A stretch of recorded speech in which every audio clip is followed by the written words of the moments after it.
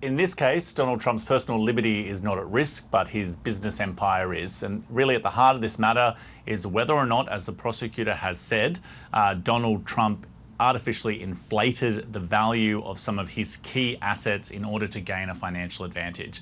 And particularly, the reason you would inflate the value of things like Trump Tower or other parts of his property portfolio is in order to get lower interest loans from banks and to also pay lower insurance premiums.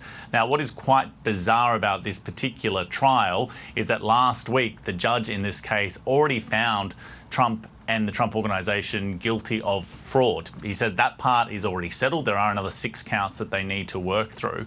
But Donald Trump has already expressed exasperation at the fact that this has already occurred. And he has spoke both before the start of today's trial and also during the lunch break. Just so you know, my financial statements are phenomenal. They are actually less in terms of the numbers used than the actual net worth. The actual net worth is substantially more. No bank was affected, no bank was hurt. They don't even know why they have to be involved.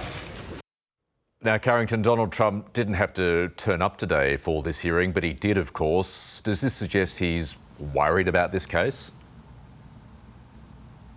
Yeah, and it's notable that in previous civil cases, including when he faced allegations of defamation and sexual assault earlier in New York, that he didn't show up. The fact that Donald Trump has decided to show up at this trial, that he's sat there at the defense table, I think indicates 2 things. A, how enraged he is by this particular case. This goes to the heart of what Donald Trump likes to portray himself as, a billionaire, successful businessman who knows how to run a business and therefore is an excellent chief executive. What is on trial effectively here is whether or not Donald Trump is in fact that type of businessman.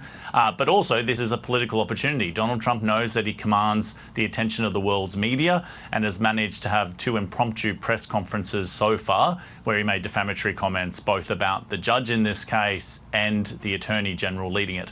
But he didn't have the spotlight completely to himself, and we did also hear from that Attorney General, Letitia James. My message is simple.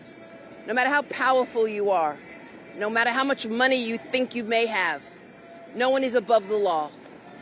And it is my responsibility and my duty and my job to enforce it. The law is both powerful and fragile. And today in court, we will prove our case. Now, this is expected to be a very lengthy trial. It's set down to finish in early December.